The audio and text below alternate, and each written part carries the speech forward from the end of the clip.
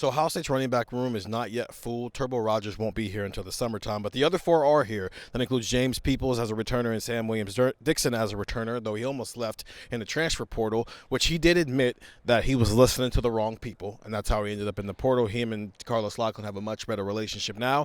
You've also got West Virginia transfer C.J. Donaldson and true freshman Isaiah West. Isaiah West is a limited guy as a true freshman here. And then you got Bo Jackson, whose name is Lamar Bo Jackson.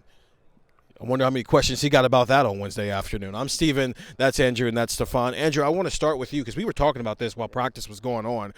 C.J. Donaldson, I think we had an idea in our head of what he was going to be in this room where it was like, maybe this is your short yardage guy, right? It's 3rd and 1 or 3rd and goal on the 2-yard line. You need somebody to just punch the ball in. You give it to C.J. Donaldson. He's listed at 237 on the roster, I believe, or something like that. He said he's like 226 or something like that. But either way, physically, that dude doesn't just look like a bowling ball, give me the ball with 2 yards to gain. That looks more like a guy who is ready to get a healthy amount of carries for Ohio State in 2025. Yeah, Carlos Locklin said he showed up and he was like 240, and now he's down to 226.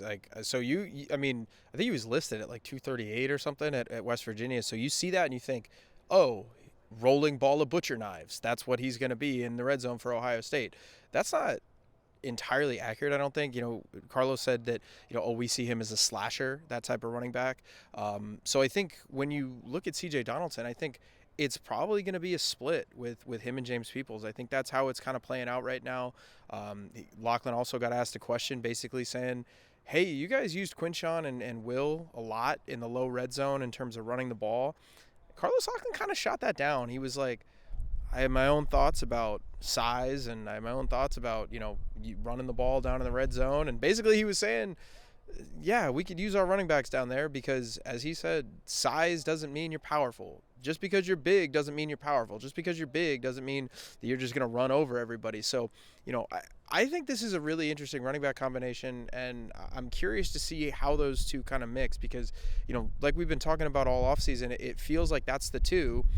And with Donaldson, what does he bring to the table that's unique? That is my question, and that is something we're really not going to see until they start to put on pads and they start to hit and they start to run, and maybe not even until we get to the Texas game, because I asked Carlos, I was like, when you go into the portal, or even in high school recruiting, do you just look for the best running back, or do you want somebody that brings a varied skill set, something that you don't have? And he said, I never want the same running back. I never want the same type of guy in my room. You don't want to double up.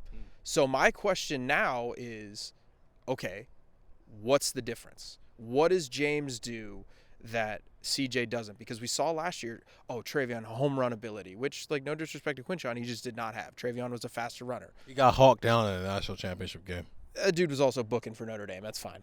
No. Just say it. He got hawked down. He got hogged down, but that dude was booking. So Leonard Moore was hauling it. I'm not going to say that's his fault. But Quinshon was a better runner between the tackles than Travion. And I'm curious to see how this plays out because Ohio State had the best running back tandem in college football last year. And those guys have big shoes to fill going into this year. So what does CJ do that makes him unique? We're going to find out, but he certainly looks the part, even if it is a different part than we thought he was going to play back in winter. Travion wouldn't have got hawked down. Now, granted, there are things that Quinshon Judkins does that Travion wouldn't have done. Like, he dribbled somebody's head on a football field in a national championship game. I think it was the guy who hawked down Quinshon. So it was revenge. I think it was the guy who hawked him down. I think that's pretty much the perfect metaphor for that. He like, hey, that dude is the fastest dude on the field right now. He can't outrun him, but he can throw him to the ground. So it was essentially revenge. You bounce my head on the turf, I hawk you down and ruin your 70-yard touchdown. I don't know.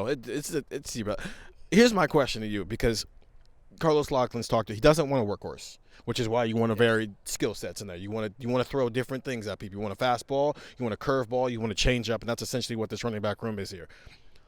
Average 75 plays a game is typically what college football teams run. So let's just say 30 to 40 runs a game. And it's March 19th as we're doing this video. Ohio State has had 2 spring practices, and they did not have full pads on for either one of those. They're expected to put the full pads on Friday, though. So I was wrong about something we were talking about off air.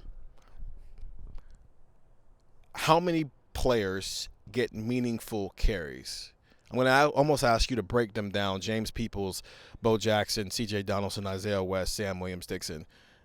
Of the guys in the room right now, how many carries for each? I'll work with the 30 number. Like, if you had asked me a week ago when spring practice hadn't started, I'd probably say like somewhere like 20 for James Peoples, or maybe less than that, maybe like 18 for James Peoples, like 10 for CJ, and then you're sprinkling in like, let's say 4 or 5 in there, whether it be Bo Jackson or Sam Williams-Dixon, whoever you feel is kind of most ready at that point. The number's probably closer now because I think you got a more dynamic CJ Donaldson. Like, I don't think he's just a 3rd-and-1 guy now. Like, I don't know if they're going to split the workload like they did with Travion and Quinshon at times, where it's like, all right, Quinshon's got this drive, Travion's got this drive. Like, I don't know if it'll be as much like that, but like, it wouldn't surprise me if the numbers are closer to like 15, 13, and 5 or something like that. So I think there will be a third. Like, we were talking about it. Who is this year's James Peoples? It's probably either Sam Williams-Dixon or Bo Jackson, whoever they kind of feel is most ready. But like, even James Peoples wasn't getting a ton of meaningful reps. I think whoever the third guy is going to get some meaningful reps this year, just because you don't have 2 All-American, like all Big Ten, all SEC level running backs in the room.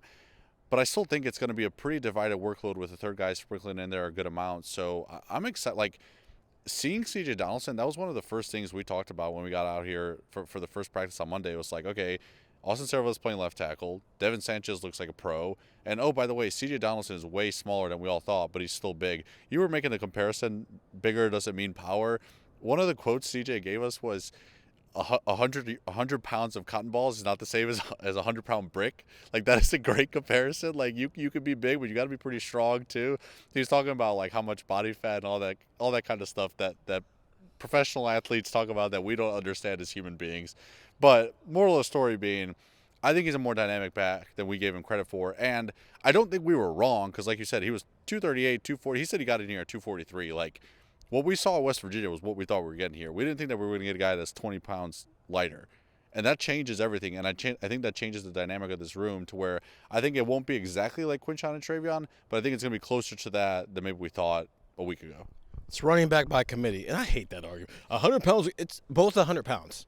So it's the same. I'm pretty sure that's like a running joke. Like, what weighs more, 100 pounds of feathers or 100 pound of bricks? I don't know. They're pretty much 100 pounds. But there is I do see what he's saying. One's just solid, the other one's not. That's the difference. The like padding that you see like in gymnastics they use out here for tackle drills sometimes, like those things are heavy to move around. You'd rather land on that than bricks though. For sure. But it's still 100 pounds. It's just solid versus some fluffy stuff. This is essentially what he's trying to get out there. But running back by committee, that's what Carlos Loughlin wants to do. That's the way you go about winning national championships in a world where it might take you 16 to 17 games. That's what they did last year. Last year was a committee of 2. Maybe we can get to 3 or 4 this year because Carlos Loughlin thinks even if the ceiling of last year's is maybe higher, given the fact that you had 2 of the 5 best running backs in college football last year, this room is deeper. So there's just more guys to lean on. That's what he wants. He wants options. And as Andrew said, he wants a variety of options. Get the text 614-350-3315. 2-week free trial, $3.99 after that. And we'll continue to talk about this on Buckeye Talk. So go listen to that wherever you find podcasts. For Stefan and Andrew, who both apparently weigh 100 pounds in both brick and feathers, I'm Steven. See ya.